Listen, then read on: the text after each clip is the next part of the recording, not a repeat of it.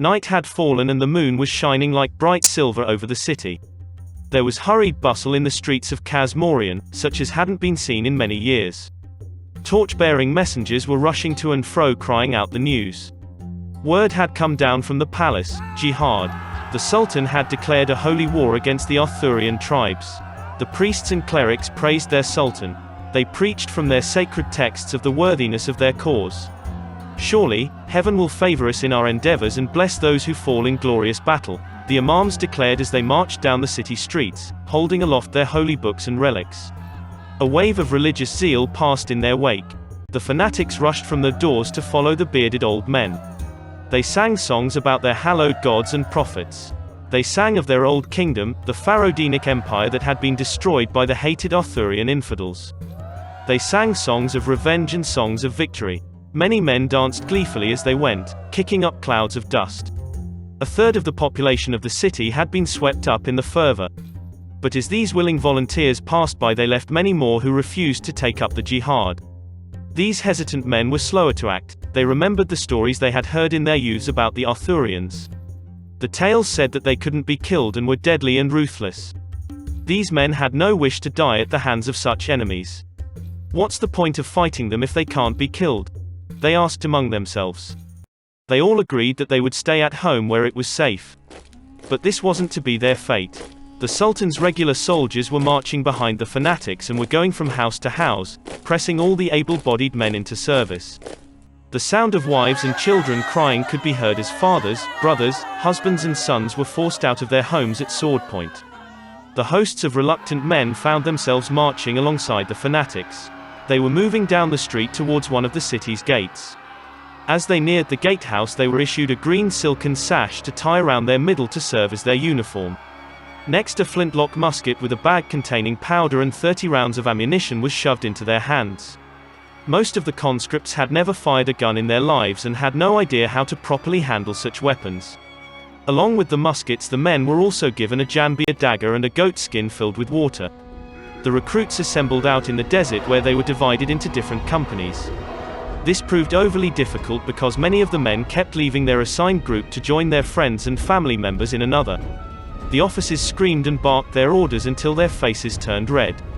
Chaos reigned. Hordes of invisible jinn were laughing hysterically in the sky above the army. They hadn't seen such a sight in many a year. They pointed and howled at the undisciplined masses and cackled at the officers who tried desperately to maintain control of them. "If that's supposed to be an army," hooted one jinn, "then I am a three-legged spider." "This be the best comedy we've seen in years," howled a second. "Almost makes you feel sorry for the poor suckers," a third guffaw. "Think we should play a few tricks on 'em?" asked a fourth. "Nah, leave 'em be," answered a fifth, "they're funny enough as it is." As the jinn spoke among themselves, however, one of them slipped down among the men. This jinni was a particularly wicked one and loved playing malicious tricks on the children of the sands. As it floated through the crowd, it suddenly had a dastardly idea. It picked out one of the conscripts and caused his musket to discharge. There was a tremendous bang, a flash of fire and a cloud of thick smoke. The jinni hooted with laughter and quickly retreated back up into the air to join its fellows. When the haze cleared, both the conscript and another man lay face down on the sand, having been shot through the head. The man whose weapon had fired lay flat on his back, grasping at his right arm. The force of the recoil had shattered his shoulder and had badly singed his beard. The jinn looked on in silence as more conscripts rushed to the aid of the two fallen men. When it became clear that the second man was dead, the attention of the crowd was solely focused on the first. Some gave him water while others attempted to set his broken bones, much to his grief. He cried out in agony as the officers ran up to see what had happened. As they inspected the scene, more men rushed to the side of the dead man and uttered cries of horror and grief. He had been their friend and family member, greatly loved by those he knew. The dead man's friends rose to their feet and lunged towards his apparent killer, murder warping their faces into visages of rabid animals. The wounded man's friends threw themselves in front of his attackers and did their best to defend him. Vengeful hands curled into fists, shots were fired, wild blows were struck and blood was spilt on the sand. The officers roared and screamed at the conscripts as they fired their pistols and swung their scimitars. In the end, both the wounded man, his friends and the friends of the dead man were all killed in the ensuing chaos. As this riot took place, the jinn looked on and laughed. "Oh, this be too much fun," cackled the first. Too true, snickered the second. "We better leave 'em to it," the third one said. "Ye don't want notin' to happen to such a beaut of an army, eh?" laughed the fourth. The invisible horde moved off and floated back over the city. Near to the gates, more conscripts were being armed. As they had their muskets shoved into their hands, they heard the sound of steady, disciplined marching coming up from behind them. They turned to see a column of Sulian marines. The foreign soldiers knocked aside all those who stood in their way. With them marched the lieutenant, who strode with his hands clasped tightly behind his ramrod straight back. The conscripts sneered and muttered angry words at him as he went by. The lieutenant paid him no mind, he was used to people giving him dirty looks. The conscripts then noticed that Big Yusuf was marching with the Sulians. The large beggar was noticeably cleaner and wore a new suit of clothes, the regular white desert robes that nearly everyone wore in the endless sands. The conscripts were about to start asking Yusuf where he had stolen his new attire from when they noticed the cowed and frightened look on his face. The big man's eyes were that of a trapped animal. He walked to the left and slightly behind the Sulian lieutenant, and the way he was moving was similar to how a little mutt follows its master. "Yusuf, what did they do to you?" the conscripts asked themselves when they saw him go by. He was no longer the bold and brash man that they had all known and hated. His spirit was broken. The column of marines stopped before the gates and stood at attention. "Yusuf," barked the lieutenant. "Yes, Effendi," asked Yusuf, scurrying up to the officer. "I want to ask you something," said the lieutenant. "Ask me anything, Effendi," replied Yusuf. "The Sultan told me today that it would take time to muster his forces for the campaign," said the lieutenant, "yet he seems to have gotten a sizable force already." "Why is that, Effendi? You would be quick to gather an army if your city was threatened with destruction," was Yusuf's answer. "I guess I would at that," said the lieutenant as he looked at the conscripts. He cringed at the sight of one man who was peering down the barrel of his musket, a musket that the lieutenant noticed was cocked and presumably loaded. "Beggars, shopkeepers, street sweepers, the lieutenant these are not soldiers." "Nor are they meant to be, Effendi," said Yusuf. "His Highness arms his townsfolk to fill up the ranks. These men are untrained and are useless for anything except being.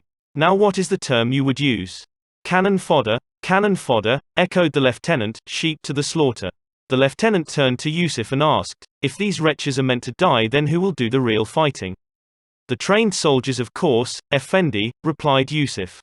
"And my comrades as well," added the lieutenant. "Are you going on this march as well, Effendi?" asked Yusuf, to which he actually meant, "Are we going?"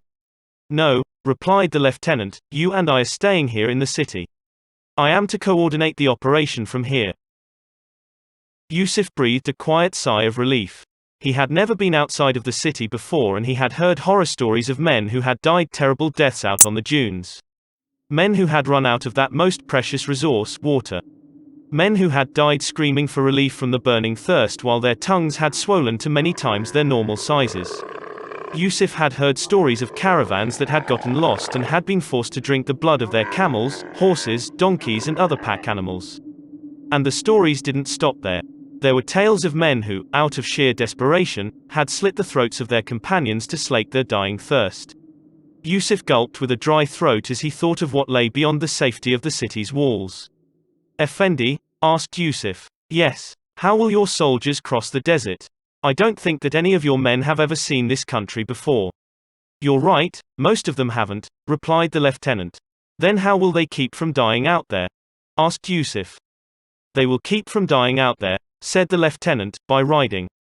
"But you just said that none of your men have ever seen the desert before, Effendi," puzzled Yusuf. "How can they ride on camels if they've never seen him before?" "Who said anything about camels?" asked the lieutenant. A rumbling sound came from behind them, and Yusuf turned to see the strangest things he had ever seen in his life driving towards him. It was colored beige and, to Yusuf's mind at least, appeared to be metal-hulled ships with wheels and treads strapped to their undersides. A Sulian stood at the prow of each craft, manning an MG-42 machine gun. The crafts made a growling rumbling noise and belched black smoke from out of a pipe near the end. There were 30 such crafts, and when they got close to the gate they halted. The Sulian in the lead vehicle saluted the lieutenant. "This is how Yusuf first saw half-tracks. Good luck out there, Commander," said the lieutenant. "Part of me wishes I were going out there with you." There's still room if you change your mind, sir, replied the commander. Yusuf held his breath for a moment as he waited for his master's answer. Can't, I'm afraid, said the lieutenant. I've got orders to remain in Kazmorian to oversee the campaign and to coordinate with the Sultan. Stuck up old bastard, spat the commander. He calls those wretched sand swine soldiers. He gestured to the conscripts who were all gazing in wonder at the half-tracks. None of them had ever seen such vehicles before. A few of them who lived near the Sulian embassy remembered seeing the lavish white automobile owned by Mr. Shrill and his wife. That car was truly beautiful and was the only one in the city. These half-tracks, however, were certainly not meant for luxury but for war. The lieutenant looked over his shoulder at the conscripts and back at the commander. They'll take the brunt of the savages' attacks while you do the real fighting, he said. This should be a most interesting action, chuckled the commander. Indeed, it will, said the lieutenant. He saluted the commander and then turned to face his troop of Marines. Mount up, he shouted. The Marines broke up into their individual squads and boarded the half-tracks. When the last man took his seat, the engines revved to life. The war machines rolled noisily through the gates. Good hunting, the lieutenant called after them. Yusuf watched them go, covering his mouth and nose to guard against the cloud of dust that had been kicked up by the treads. He coughed and waved his large calloused hand before his face. He looked down at his new clothes and saw that they were now dirty. He sighed. Yusuf, come, barked the lieutenant. The big man looked up and saw that the officer had begun walking down the street, presumably back towards the palace. Coming master, coming effendi, yelped Yusuf, running after the Sulian. The conscripts sneered at him as he passed. They still hated him, but they were forced to admit that whatever the foreign soldiers had done to him was 100 times more dreadful than what he deserved. Yusuf was trembling slightly. As he went by, they noticed the stripes of dried blood across the back of his robe. Yusuf, what did they do to you? The men asked themselves as he scurried after his Sulian master. Dawn loomed over the eastern horizon. Nearly 30,000 men stood waiting for the signal to begin the march south. The Sulian troops sat in their half-tracks, sweating in their woolen greatcoats. The hordes of invisible jinn slowly meandered back to hover over the army again. They were surprised to see that during their absence order had been established among the ranks. A few of the more anarchical jinn wanted to swoop down and stir up trouble again, but the vast majority refused to let them go. They've be at it all night long, one said. Seems a right shame to have you spoil it now. Yeah, what EE says, a second replied. Besides, said a third, they be going to fight the Arties. The love that the jinn had for mischief was outweighed by their sheer hatred for the Arthurians, whom they feared above all things except for their cruel master. This army would be spared of their usual tricks and illusions and would be watched over by them. The jinn would be thrilled if even a single Arthurian was killed. The appointed leader of the army marched to its head and mounted his snow-white camel. He was dressed in a richly embroidered gold and red silken robe and a white turban atop his head. Under his robe he wore a vest of chainmail and a padded tunic. Around his middle was tied a green sash. His beard was long and grey, denoting his great age. He was Mustafa Umar el-Atta, the oldest living general of Kazmorian. He stood high in the stirrups and drew out his curved steel scimitar and held it aloft, the pre-dawn twilight glinting off the blade. Sons of Kazmorian, he cried in a loud voice, you have the honor of being made soldiers in our glorious Sultan's army. May his wells never run dry. At saying this blessing, he turned his turban-clad head towards the direction of the palace and bowed in respect. With this done, he turned his attention back towards the conscripted masses. Our purpose is known to us all, Mustafa cried. We go to make jihad against the Arthurian infidels. We here are but the first wave that shall wipe the renegade slaves from the face of the earth. A cheer rose up from the fanatics. But let it be known that we here are not the only ones to take up this jihad, said the aged general. There are more of our armies making their way here to our glorious city. They are already on their way here to receive their weapons and orders from His Highness. But not just our great state is moving, the mighty mounted warriors of Sardan will be following to help us on this holy venture. They will be following after us, but you shall be following me. Let the trumpets be sounded. Let the drums be beaten. Let the war cry come forth. Let the banners be unfurled. Let there be war. Let there be jihad. The wild, undulating cry that was uttered by every last child of the sand defied description. There was a blood craze in their voices and a lust for violence as well. A desperate desire to fight and kill and maim and die in the names of the gods. A maddening lust to spill the blood of men, women and children filled the hearts of the army. The Sulians knew the sound of this cry all too well.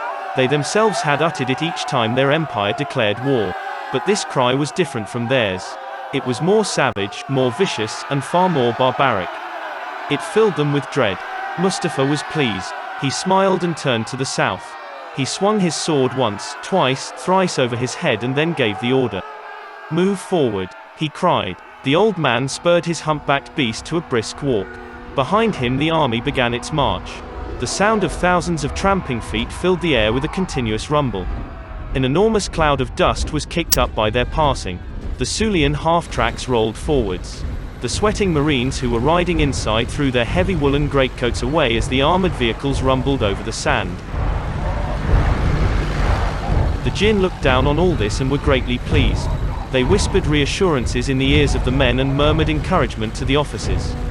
Within minutes the whole army had had the idea planted in their heads that the gods themselves were accompanying them on their holiest of mission. The Sulians could hear the Jinn whispering, but to them it was nothing more than senseless babble. Unintelligible or not, it still unnerved the Marines. Whenever the fanatics took heed of the sighing sound, they seemed to be bursting with strength and eagerness for war. One of the Marines turned to the commander and asked him, "Sir, are these men mad?" "Very likely they are," replied the commander as he gave a quick glance at the ranks of men marching near to him. "They look like rabid dogs, sir," said the Marine, a note of concern in his voice. "That's because they are," said the commander, turning to face the troops who were seated behind him. "Those men who are marching with us have only one goal in their lives," he said, "to fight and die at the hands of the crossbred freaks, the Arthurians." "To fight and die, sir?" asked another Marine. "To them, dying while fighting a jihad is the noblest death a man can attain," answered the commander, "and what's more, if he dies while killing a non-believer he is sent straight to paradise." "So they're all suicidal?" asked the first Marine. "Do you remember the old war for the Agro-Caelestes?" The commander replied. "I do," said the Marine. "I am ashamed to admit that I didn't take part in it myself. The reason that our empire didn't conquer it the first time was because of the sheer tenacity of its defenders," said the commander. "I was at the first battle of Murdochsville. We had 3,000 men against 700. It should have been an easy victory. But alas, we failed to consider how ruthless the locals would resist us. I barely escaped with my life from that fight." "So did I," said another older Marine. "The Agro-Caelestians were the worst and best enemy that our empire has faced in recent years. Any army that could stand up to the might of Sulia and hold us at bay for as long as they did is an enemy worthy of respect," said the commander. "I once saw one of their militiamen who was an old man in his late 60s I think charge one of our machine gun pits with a grenade in each of his hands. He was shot, at the very least, around 30 times, but he still had enough strength left in him to leap into the dugout and blow it and himself up." "He killed himself," said a younger Marine. "All to destroy one gun pit," said the commander with a nod, "and I could tell you of other events that I saw that would make your hair turn white." "He killed himself," the young Marine repeated, unable to comprehend. "What's your name, soldier?" asked the commander. "Jaeger, sir," answered the Marine. "Well, Jaeger," said the commander, "if you survive this campaign then you will find that suicide and fanaticism are often one and the same thing." As the commander finished speaking, dozens and dozens of Irams began uttering a strange wailing cry. A shiver passed through all of the Sulians at hearing that sound. They also heard another sound mixed into the call to prayer, the sound of hot desert wind and the swirl of dust. The commander knew he would have sounded insane to his men if he said anything, but he thought that the wind sounded happy. It was like a sigh of pleasure. But that was impossible. For such a sound to be uttered there would have to be another army present to counteract the masses of conscripts. The commander couldn't see any other army and chucked it up to his imagination. The Jinn, however, knew better. They were greatly pleased with this turn of events and breathed a collective sigh of pride as they looked down on the children of the sands. They turned back and floated across the dunes to hover over the city of Kaz Morian. The dawn was brightening the eastern horizon. It was the morning of March 31, 1943.